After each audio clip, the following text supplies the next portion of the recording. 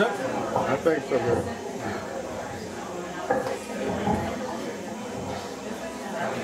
Hello. Hello. I think we're going to get phase 2 going here. And how are we sounding in the back? Can you hear me in the other room? Are we okay? We turned up the volume a little bit, so hopefully No, you sit you all can hear there. us as well. Well, we're going to move on to our Flowetic Rhythms. We're going to continue to flow poetically, lyrically, artistically, musically, and we appreciate you all's energy falling into the flow. Well, there are 3 more folks we can bring up, and we'll see if we can squeeze 1 or 2 more in. We'll see how we're doing for time. But this gentleman that I'd like to introduce, I met him quite a few months ago. He showed up here at Flowetic Rhythms and his face was really familiar, but I couldn't figure it out. And it turns out we went to the same junior high school. It was called junior high back then, and it was called intro. So this gentleman, I'm going to read his introduction because he's done so much, and I don't want to leave anything out. So this individual, the Rochester native, grew up in the culturally diverse 19th Ward community, graduated from Edison Tech High School, and received a bachelor's degree in sociology from Hobart College. He then attended SUNY Albany, where he was introduced to professional theater. Since that time, he has been paying his dues locally, nationally, and internationally. Known as a chameleon, he is perhaps Hollywood's best kept secret. Now on television, Mr. Marshall played Detective John Smollers in the ABC pilot Life on Mars. He was Ray Bennett on Without a Trace, assistant coach G on Southland. He has also guest starred on New York Undercover. I love that show. 24, my husband loves that show. Matt Waters, ER, Angel Street, Gemini Man, and Unsolved Mysteries. I love that one too. So that's just the television, okay? Now Gary has also been featured in such films as The Hurricane, love that movie, Renaissance Man, In and Out, New Jersey Drive, Love Walk-In, Stillwater, and Game Day. Now that's just a film. There's more. Commercially, Gary has endorsed such products as AT&T, Midas, Hallmark, McDonald's, Budweiser, wow, Kate Jewelers, Richard Martin, and Land Rover. Man, cars, everything. Now, one more thing. On Broadway. Now you see why I had to read this. Marshall originated the role of freedom fighter Michael Doobie in the Tony Award-winning drama, The Song of Jacob Zulu. So I would certainly love you all to welcome Mr. Gary DeWitt Marshall.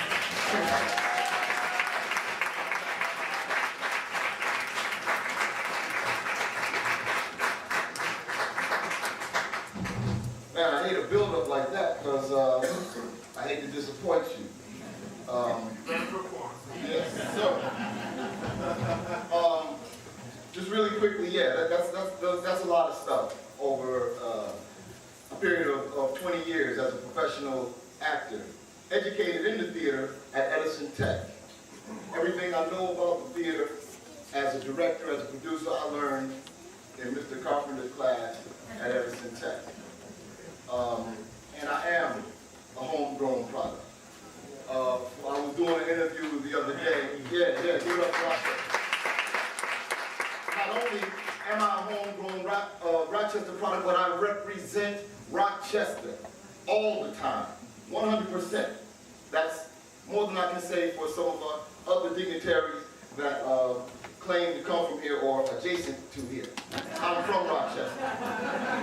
Okay, and just for the record, Tay Diggs ain't period. Okay? Not that I'm famous. I build a life of significance.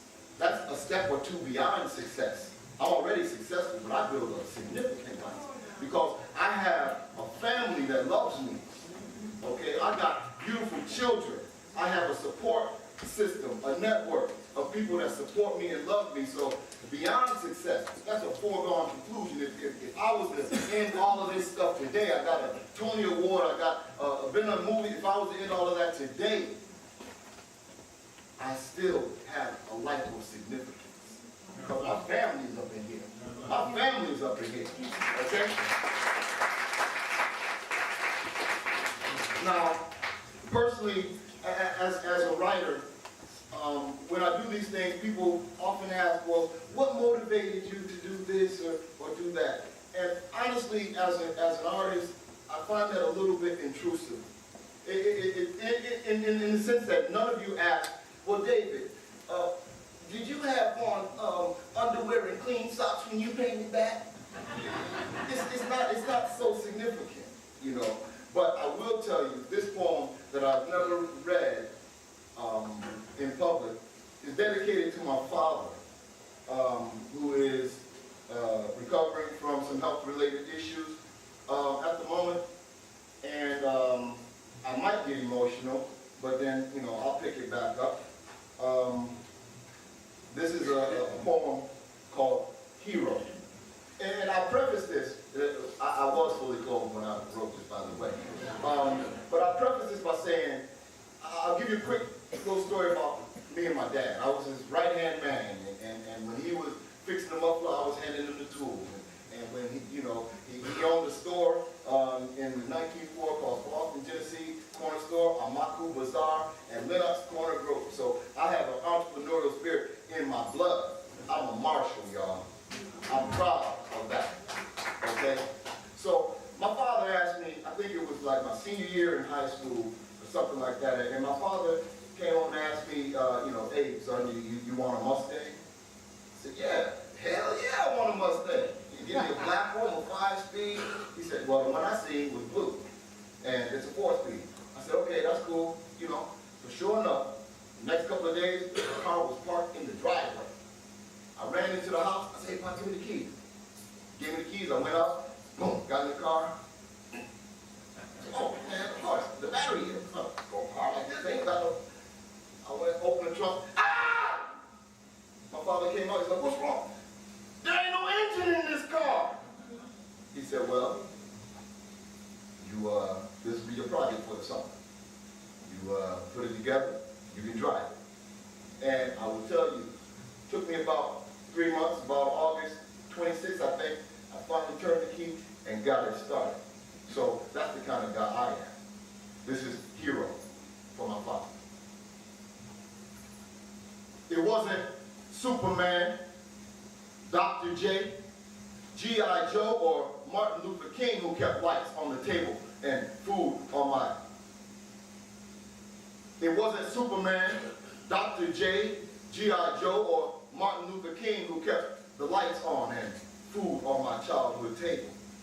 That was you, every day and without fail, every night, at home, showing me being a man. Which did mean turning the cheek sometime from across the street, knowing when and where was right to stand and fight. You were my compass when I got lost. You were a light to turn me around. You kept me afloat in social seas. Because of you, I did not drown. When success became too much, you shielded me from the height. When failure threatened to touch, you gave me strength. You gave me length when I was short. You pulled me through problems of every sort. Instilled a promise based on faith as clear as quartz. You led me up manhood's steep slope, encouraged me to reach the top, told me never to confuse a stumble with a stop. Your watchful eye, full of pride or disappointment, was always hopeful I'd be able to carry my heavy load alone. The excellent lessons taught To you, the excellent lessons taught to me by you really ought to be passed on to my sons, our next generation. May they validate your wisdom with their turn and in their seasons for many falls and summers, again and again. To me, you're 10 feet tall even when you're laying down. No need for ivory towers to preach, no megaphone to amplify the tone of your husky voice, the melody I tune to with respect. Thank you, mirror, giver, leader, all in one, all the same. My father, I am proud to track your steps bearing your name. Martial, majestic, artistic, resourceful, superlative, yes, you know it, hell on wheels, always loyal, full of lots of tender love.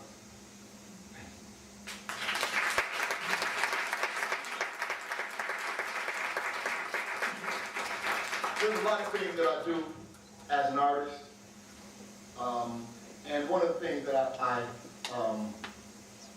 didn't do was to call myself a poet until I had actually written something.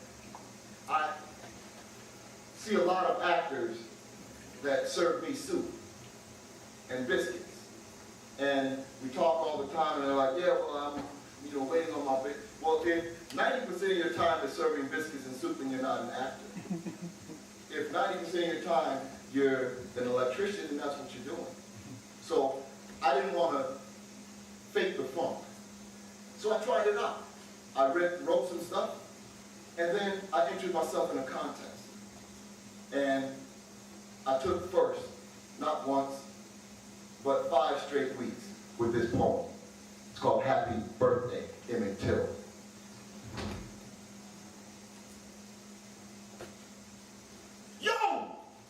Yo! They just shot Justice.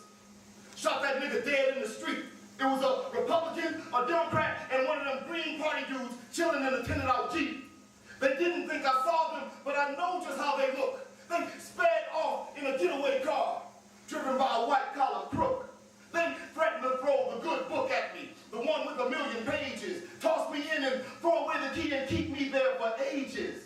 But I was not alone. I was sitting with the citizens, sitting in at a sitting again, waiting for the non-violent protesters to stop arguing amongst themselves. But no one came to bail me out or attempt a rescue. No peace, no hope. Here I sit, broken-hearted. I came to a peace march, and that's justice, like me in the streets. Yo, somebody called Dr. Charles Drew. Surely that brother know what to do. What you mean he was killed too? Well, who's that lying next to Justice, dying in these killing fields? Is it someone we know? A voice cried out, yeah, they say his name is Stephen. Not Stephen Biko. He ain't supposed to die again. He already paid for our sins. He just got resurrected like that kid who swung by his neck did. A voice said, you mean Emmett Till?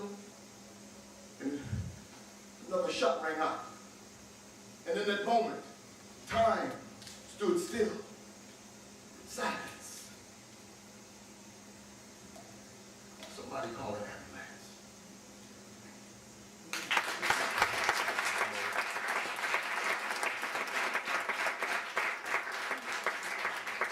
I got one more piece that I'd like to share with you, and this is a love poem, so to speak, because it's got love in it, and it's a poem. Now, I got married about 3 years ago, and I love my wife. That's a good thing when you're married, to, love the person that you're going to be committed to for the rest of your life. It's cool, she cool, we cool. But she's jealous. My wife is jealous.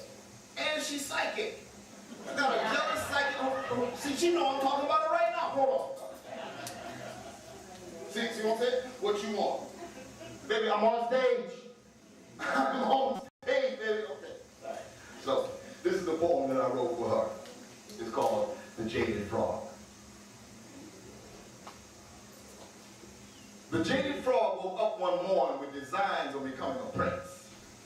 Feeling empty inside, he hopped along and he even jumped a fence. On the other side, he took a ride on the graceful wings of a butterfly. They flew up and they flew down and they did loop-de-loops and swan dive dips that almost touched the ground. Long after the ride was over, the jaded frog reflected on his lily pad. He laughed and he cried at the joyous day he had. The jaded frog would talk to strangers as he hopped along the streets. He'd talk about that butterfly ride to anyone he'd meet. We floated on a jet stream and the fragile wings tickled my face. We did loop-de-loops and swan dive just like we was in a race. We flew high when we flew low and we almost touched the ground. That damn jaded frog would not shut up about that special friend he found. Some acted like player haters, which filled him with dismay. He just tipped his crown and said, well, I'll see you around. I hope you find a butterfly today. When the butterfly spoke, she'd always say, it's the little things that matter. The way you hug me with your voice makes my heart go pit-a-pat. Long after the ride was over, the jaded frog felt as peaceful as a dove. He laughed and he cried and he said to himself, this must be love. Thank you.